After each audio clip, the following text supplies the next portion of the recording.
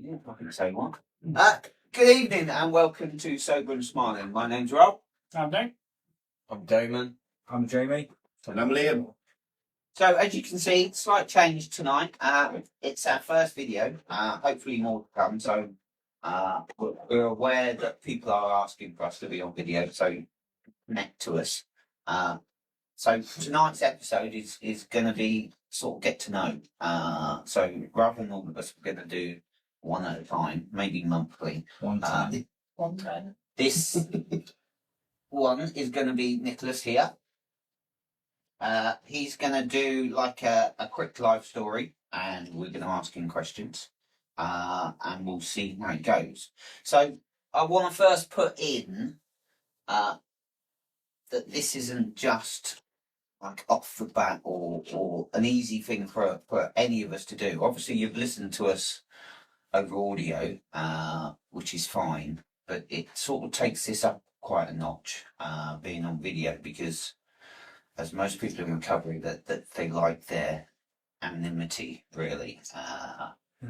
So it's a massive thing for us to do, really, for you guys to see us put a face to the name, and obviously we're out there for like loud and proud and showing everybody what recovery's like. So I'll shut up.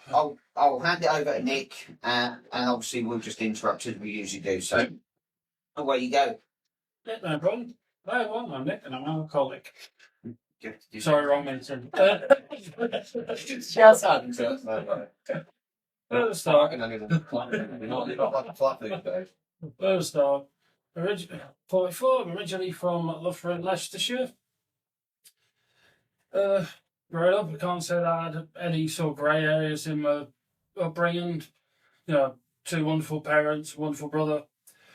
The only thing I can ever say is it's just the way I'm wired. It's got me to where I am.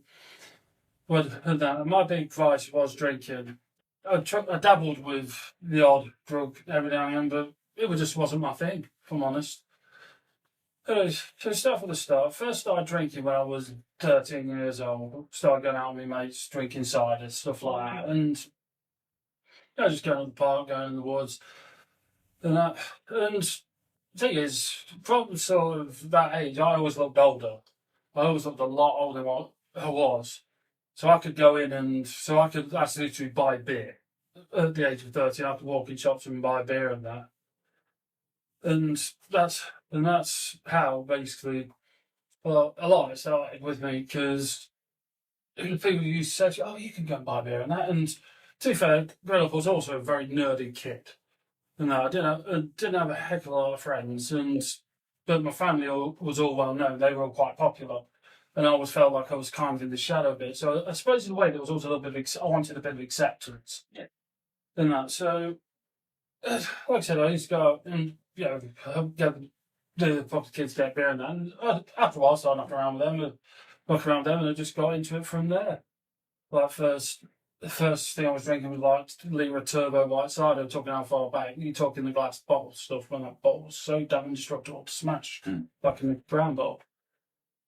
So that's how I've always got started. But I even knew sort of from the get-go that I was different from everyone else as far as drinking goes, because everyone was so happy with cider. I didn't. I just wanted to go and get the more stronger stuff than that, because it's just the way I was. I mean, also at that time, I was very nerdy, and I also had like zero sort of self-confidence in anything.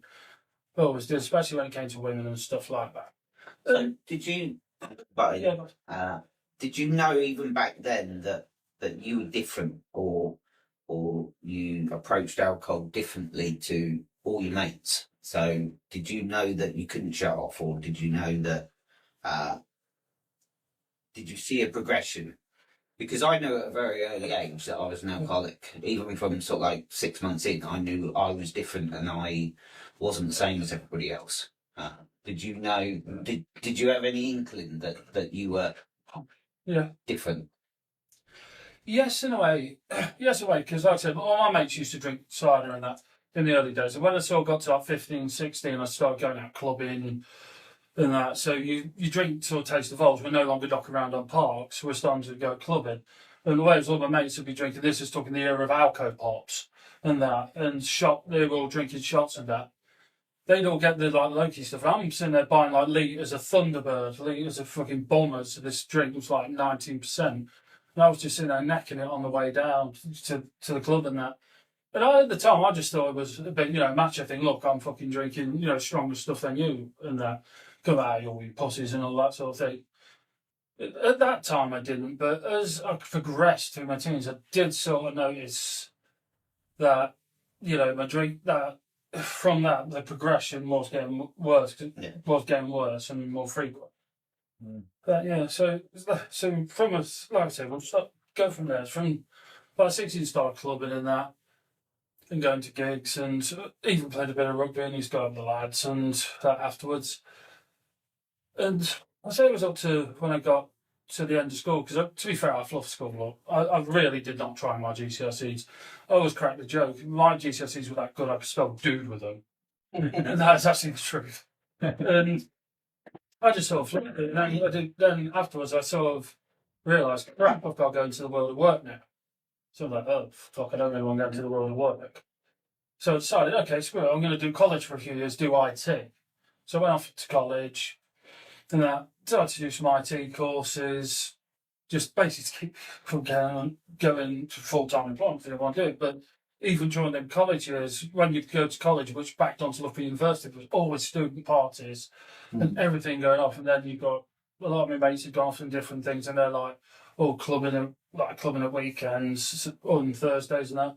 And they're like, oh, you're coming on? Yeah, why not? When I should have been bedding down in college. But no, I was just going out clubbing and stuff like that. But also around this time, I did actually picking a bit of work up myself. When I started doing part-time bar work and at the old pub and that. So that's when I first started learning the bar trade. Anyway, so I did a couple of years at college and it did all right, but again, it's just because I didn't really want to go into ads to work. So I thought, I could do college. And in the end, I ended up pissing out. But then eventually I was sort of forced to go out of college, and sadly I ended up straight on the dole. Because being with Loughborough, and I'm not being able towards Loughborough, it's a big student town, so employment opportunities were very rare. And that, because they always employ students because they know they need to work. So I'm a dole for us. I sort of stemmed a little bit in the clubbing and that, but also at the same time I was sort of side hustling with bar work and stuff like that. Which obviously to be a bit of a supplement to me, very meagre income at the time. But again, at the time, still going out clubbing, enjoying myself. But also, what was also becoming a problem at that time was also my weight. I was absolutely fucking huge. I was like 27 stone weight. I was absolutely fucking massive. And that's all through drinking. Yeah. Just because I was just piling everything. I've never been the biggest of eaters, if truth be known. Well, not since I stopped anyway. Then I found out I could do food challenges. So, yeah.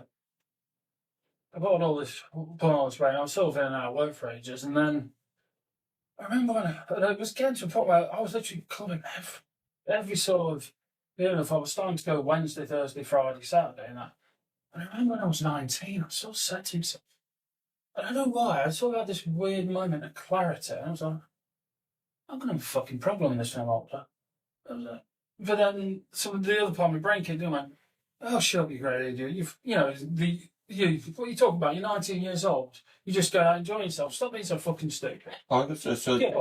Did you never think, like, will I still be doing this in 20 years? Because I've got to be honest, it's obviously it's not your first thought. Yeah. But at some point you do think, I can't do this for the rest of my life, surely. Not when I was 19. That did come to me eventually, but not when I was 19. Not at that time. See, I knew my drinking was out of control from a very young age. I mean, from 14, I drank to blackout. Felt passed out quite a lot. Yeah, I did. I got kicked out of. I bet you just reminded me about college. I got kicked out of Boston College. I was doing a course there, like a design and technology course, and I got kicked out and never went because I used to get the bus to Boston and just stay in the bubble.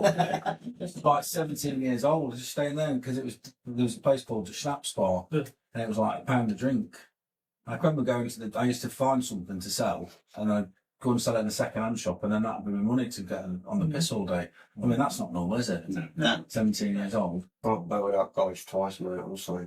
I peeled it both times and got back in. Fair enough. But that's the point, though, isn't it? You look at, and Nick's doing his story, but you look at your past history and your younger version of yourself, and you can see all the signs, can't you? Yeah. Yeah. I wouldn't have had it though, because like I say, because I just surrounded myself around everyone that did the same thing as me. So I was just like, well, he's worse than me. I'm not as bad as she is. You know, everyone does it, and that's kind of how I've justified it for probably for decades, really. That's why I think you can't be taught an alcoholic. Mm. You can't be trained as an alcoholic. You can't be taught as an alcoholic. It doesn't just suddenly creep up on you, or an addict. It's there from early stage. From day dot. Yeah. You just don't want to see it. No. Everybody else around you can probably see something. Probably see it. Yeah. But you just don't admit it. Yeah, we don't want to do. No. Yeah, because like I said, at that time you're enjoying it, aren't you? Yeah. Really? Because there's no consequence. It's not till the consequences start to come in and things like that when the enjoyment goes out of it. But until that point, it's quite an enjoyable thing. Of course you do. Yeah. I was pretty good at it, to be fair. Yeah, and to be fair, but looking back at it, obviously, because one thing sobriety gives you is it gives you a lot of time to think. And obviously, I've sat back and I've thought over all of it, and the signs were there. Yeah. I'm just telling the story from the perspective of how I was at that age, from those ages growing up, and at the time now. To answer your question, Dave, I did think about it, but not at that age. No, not when I was 19. So, but things carried on that for a few years. Then eventually, my mum and dad turned around to me one day and said, "Look, we're moving out of Loughborough. We're going to Skegness."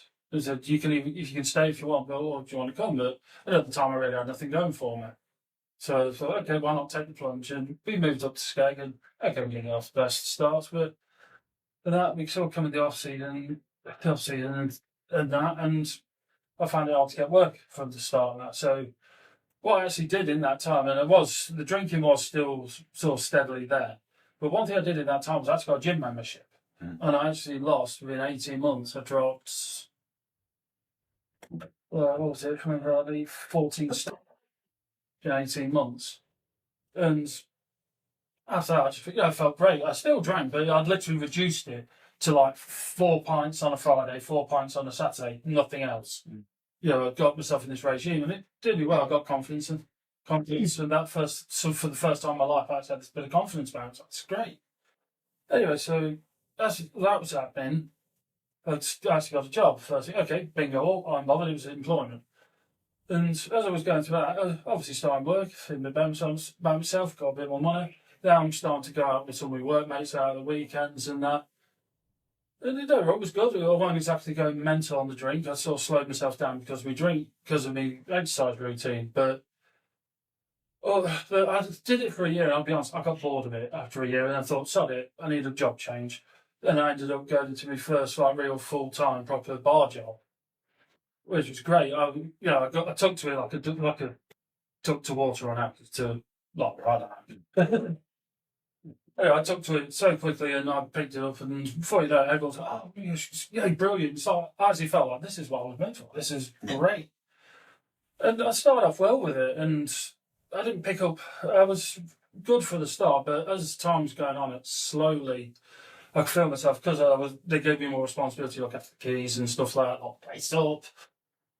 Before I know it, I'm sort of like staying after work, having a few beers and everything and that, and because I've got the keys, I'm still watching TV because I can't wind down. A few beers comes another and all that, and I could slowly see my drinking rising again. And after a while, I made the conscious decision, I'm going to bugger off to Australia for a little while. And there was another thing going on at the time, which we'll get to in a minute, so I decided to quit my job and then booked to go off to Australia and go there. And it was fine. And but what was the underlying thing was, sadly, I'd actually been talking to somebody online, and we got to, and I thought there was something there. And I went and met her. I saw her for like 2 days, and she was buggered off, and I never heard from her again. And I can't actually put you in words how crushed that made me. That really, for the first time, I'd never felt fucking pain like that in my life up to that point. It was horrible. And I went about and carried on my Australia holiday, but it was just, there was times where I was just absolutely just pure depressed, and, what the hell, I feel such an idiot and that. I went and did it, came back, and I said to myself when I came back, I need to get a job, but I'm not going back into the bar trade. So I knew my drinking was getting bad if going back to it. And the first thing I did, I got a job. It was great. I was doing retail 9 to 5. So if I wanted a beer, I could go and have a beer after work. Done. No bar trade. And it was great for a while. But then the problem was that turned out to be seasonal work, and I didn't. And I was having to be full time. So now I'm worrying, I need another job. I went back into my old gaff and just got talking to the owner and said, "Oh, the person who replaced you's leaving next week. And fuck it, I'll come back if you want." He said, "Yeah, bang." That was it. Straight back into the bar life and that. Then as we went back to, all right, for a start again, I was good for a start, but then all of a sudden it began to creep and creep and creep again. Mm-hmm. Then I was thinking, God, I need to fucking slow down. You know, I did say to myself, I need to slow down, this is getting a bit crazy. But something did happen in that time. I actually met my first proper girlfriend. Yeah. And it was really nice. It was unusual because I'd never had a full-time partner before. But it was good. It felt nice and that. And, you know, I put myself on a level for I don't want to be an arse, I think. So I started being normal, as you would class normal. And we were together for about 5 years.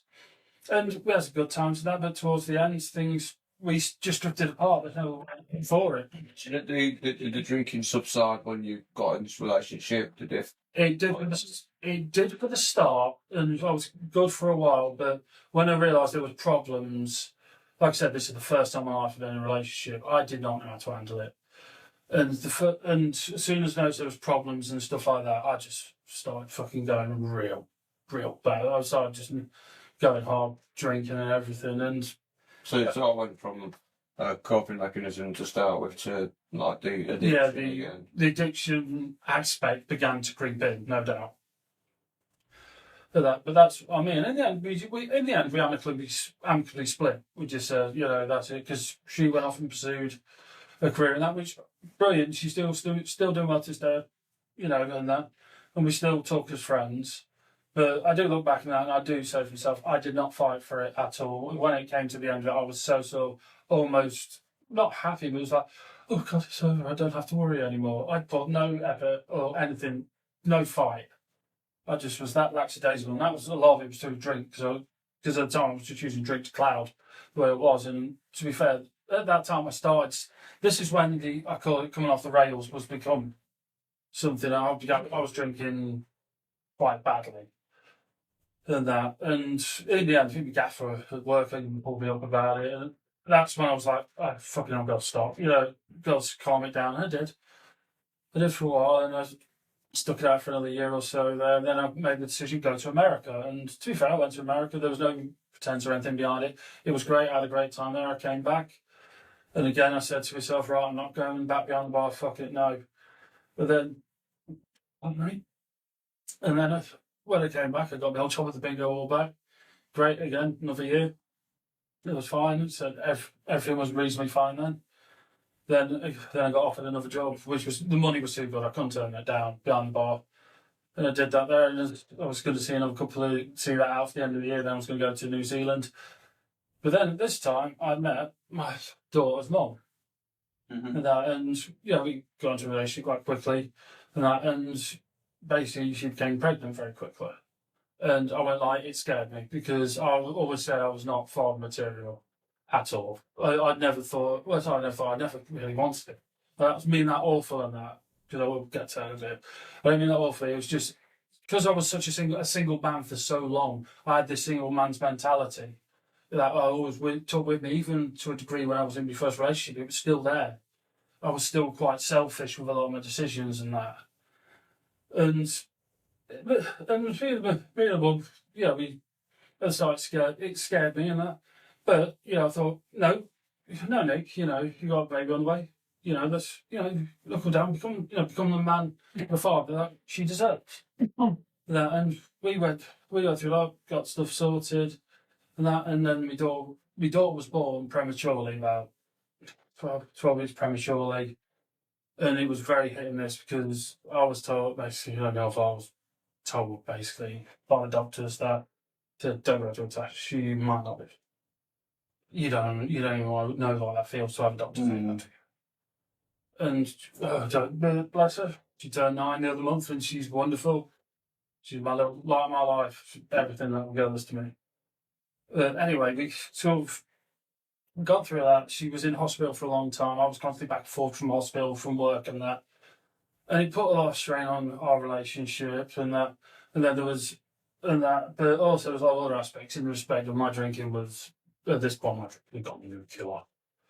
This is when the pure litres of vodka and that just necking all the time, every night, no two ways about it. It had gone nuclear. And then I was going over, then when the mates came out, I was going over as a weekend to try and be dad and that, but things weren't good, and that we tried to say it, but in the end, we drifted apart, and there was some arguments. Now, I've got to hold my hands up, I was a big part of it, because my drinking wasn't helping, and it put me in a bad place. Do you mind me saying? Yeah, go on. You're, obviously I know you well, so, Yeah. and everybody knows me, I'll just say what I think Yeah. anyway. Yeah. Your drinking does seem to stem from, which we all do, from like bouts of depression or bouts of like a coping mechanism. Oh, yeah. So every time something goes wrong for you, Oh, yeah, absolutely. your drinking then kicks off Oh, 100%, no doubt. and takes over. Oh, yeah, And you have like a moment of clarity that you're going to change. Yeah. But you like going back to work at a bar and stuff. You must have known deep down that that's going to kick something off, but you still did it. And I'm not blaming you for doing it, because we've all done that sort of I stuff. think I've got to be Because honest with you, it's your head telling you that it's okay to do it again. It's like your head telling you it's okay to have a drink. It's like it's okay to go and work at a bar, even though 3 times in a row it's not okay.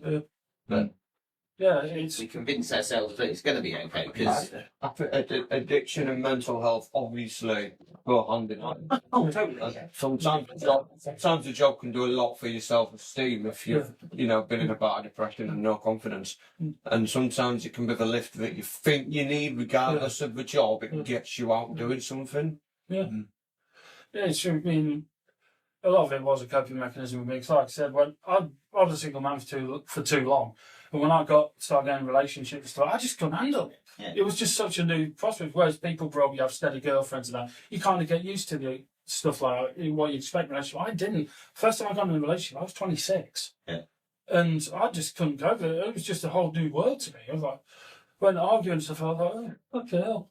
Even now, I always say to some partners, and that, if you've got a problem, take it, work with me. Let's not sit there and argue about it. Let's work through it. Yeah. There's no point arguing, it's pointless. That's what I've always said. And that, but no, it was a big coping mechanism, no doubt. I'd say 100%. But no, go for a second, but where was it? We been with daughter, mum's split. I stayed single for a while after that, and then, but also this time, like I said, it got nuclear. My drinking was completely out of fucking control.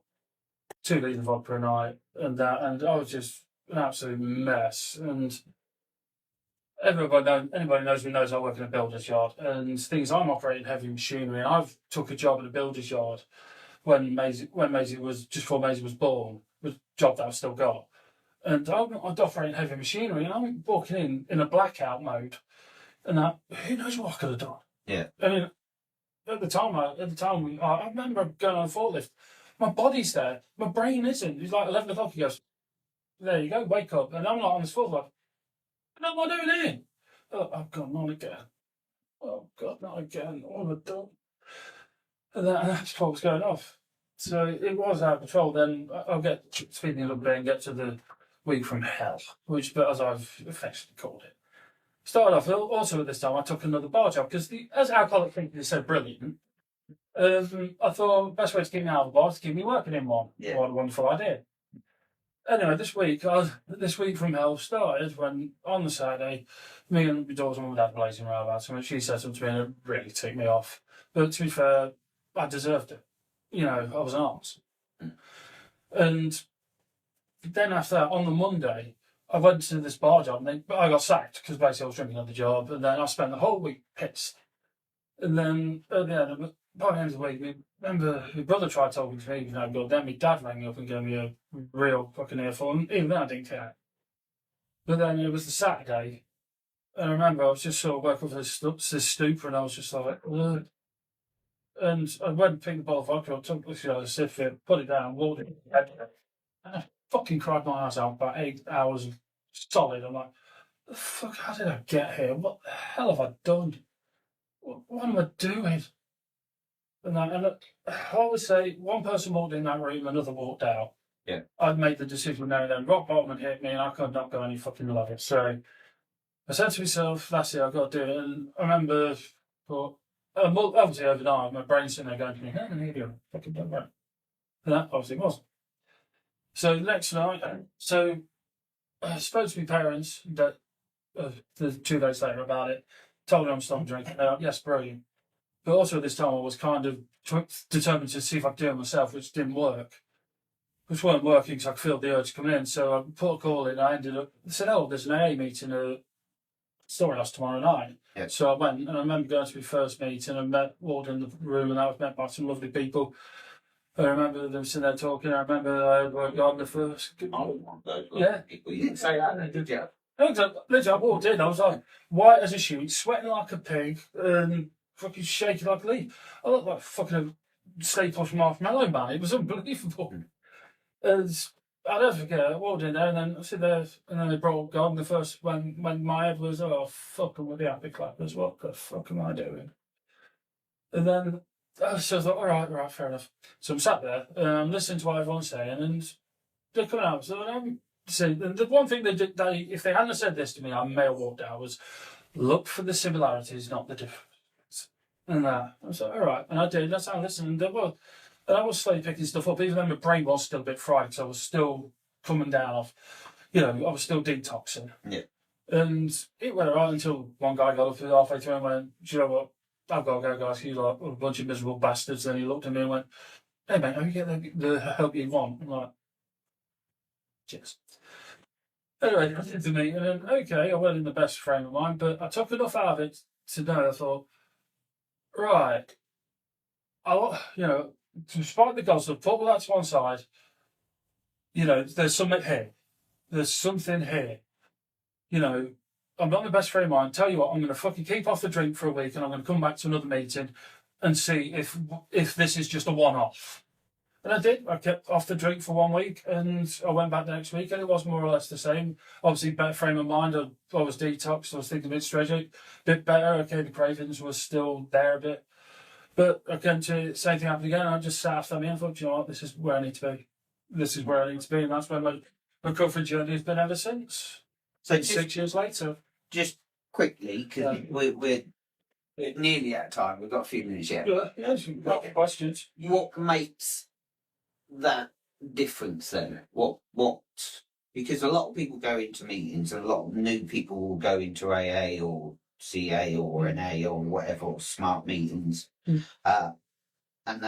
they won't come back again. So they because it's not that easy. The success rate for a newcomer coming into recovery is probably about 10%. It's tiny. So what made your approach different to somebody else's? Because it's not easy, and it's one of the hardest things in the world to do. So how have you done it? How is it that easy? I think for me it was more of a case of I couldn't go any lower. Yeah. And I was literally at my wit's end, and I couldn't go any lower. And when I was sort of coming, they're offering me help, and they're sort of talking, they're saying what I want to hear, and I was sort of run out. And like I said, I had to put the God stuff to one side and think, I had to see past my own beliefs and that. And that's what did it for me. It's just what they were saying, and I like the community of AA. There was a lot of people who were trying to give me advice, trying to help me in that, and that's the one thing I like. For other people, I think I've always said when it comes to going to meet, it depends what your motivation is. Yeah. Because I've always said if you come in for somebody else, okay, I can't talk in a way because a lot of it I've done for my little girl. Because like I said, she is my sole inspiration in everything I do, and that she is the biggest reason I've got sober. Because I didn't want her knowing her daddy's an alcoholic. She didn't deserve that, and she's always been my biggest inspiration for what I do. But I say with a lot of people, in terms of motivation, if you're doing it for someone else, there's no point because you're going to trip up at the start unless your absolute motivation is that solid and that strong that you can stay to it. But also, if it's, I always say, when you walk into these rooms, if you want to recovery, you can't just you've got to have your head and your heart. Because if one isn't in there, then you're going to have problems. Because getting a proper recovery, you need to go into it fully. You can't just sort of half-ass it and say, "Oh, I want to quit, but I want to do this as well." No, because the problem is, you're not confronting the problem. All you're doing is skipping around it. And you can't just say, "Oh, I want to stop drinking, but I want to drink at weekends." It doesn't solve it. No. It doesn't. You can drink at those weekends, fine. You could. It's like I've always said, I could go in a pub now and have one beer, and I'll be fine. But on the flip to that, I always said it starts the snowball effect, where it's like you just get a snowball, stand on top of the snow hill, and roll it straight down. Yeah. Because I know I'll be able to have that one tonight, but I know what that's going to start doing to me. Mm. They'll start saying, "Tell you what, have two tomorrow. Have two tomorrow. Yeah, don't worry. Give it a rest for a day. You'll be fine." Mm. Some misses don't suspect anything. Then go. Then they have to have a couple of pints there. So I wouldn't even be able to have one. Oh, there's no way on this earth I'll just be able to have one and then go to bed. No, even for 24 hours. You see, that's where I feel like because I feel like alcohol wasn't my drug of choice. It was cocaine. Because I know for a fact if I had I'd be straight back in at 3 or 4 grams a day like that. But if I had a beer, I know I could go and have one, and then put that mental obsessions then start, and then I think I only had one, so I ain't got a problem anymore. I'll have another one next time I go out, and then another one, and then over the space of probably 3 to 6 months, I'll be back to square one with alcohol. Yeah. But my relationship with cocaine is completely different. Oh yeah. It's like with drink. Like I said, okay, I'd say this do the pints then, but I'll give you this within 2 weeks. I'll be back on a litre of vodka. No fucking argument about it. 100%. Do you think if you didn't have a daughter, you could have still done it? Well, got clean. Yeah. That's actually brilliant. So, I don't want you to imagine your life without a daughter, obviously. No. But could you have actually done it just for yourself? If you want me to be 100% honest, it sounds a very good question, Dave, mate. I think part of me could probably still be out there. Because it was the sense of responsibility she's given me, and the fact that every time I see her and that there's this, "Hey, Daddy, how are you?" A big hug, and I love spending time with her. She's my everything, like I said 100 times. But she gave me a sense of responsibility and a sense, of wanting to live for something. Because there were so many nights I was sat there, I was just in a piss hole and sitting there going, "I hope I don't wake up." And that's sad, but that's true. But no, if I'm honest with you, I think part of me may still be out there because I wouldn't have no responsibilities. I'd still be trying to toss it off like a single man. Just think I could do this, think I could do this and that. Would I be the full blown addict that I became then? Who knows? I could have just gone as a steady drinker if things had gone differently. But no, I think that if I'm being brutally honest, I think that part of me would still be out drinking. You see, that's where you're different from me because I tried to do it for my kids and I couldn't. I've tried to do it for my mum. I've tried to do it for my missus. It didn't work for me. The last time I fucked up, that was when I thought I need to do it for myself, and that's the only way it's worked.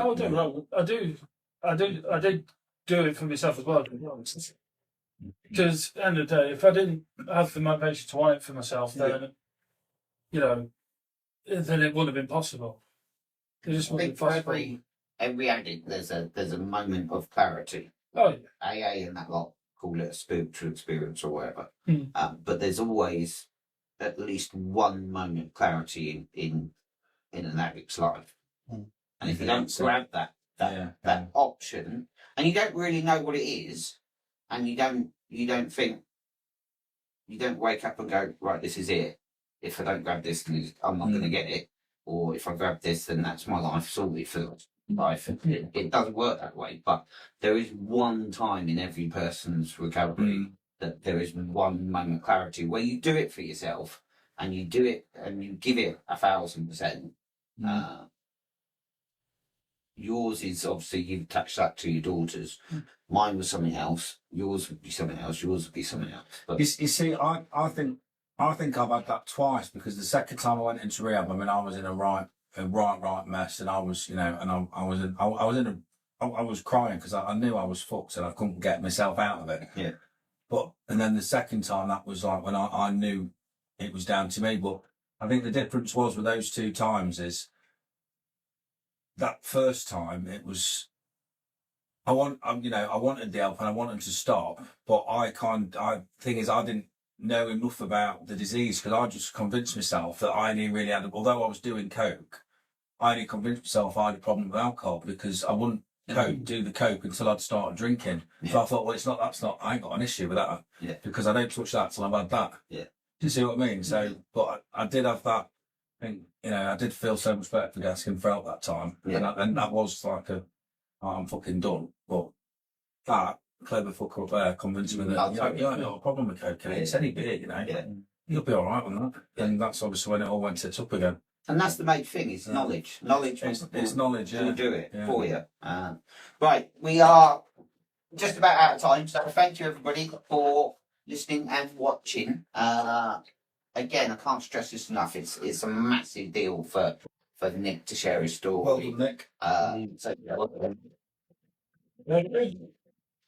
you obviously the people out there don't get to watch this sort of stuff because it's mostly done in secret in meetings. But obviously we've decided to get this out there to see if we can help anybody. So we'll do more videos.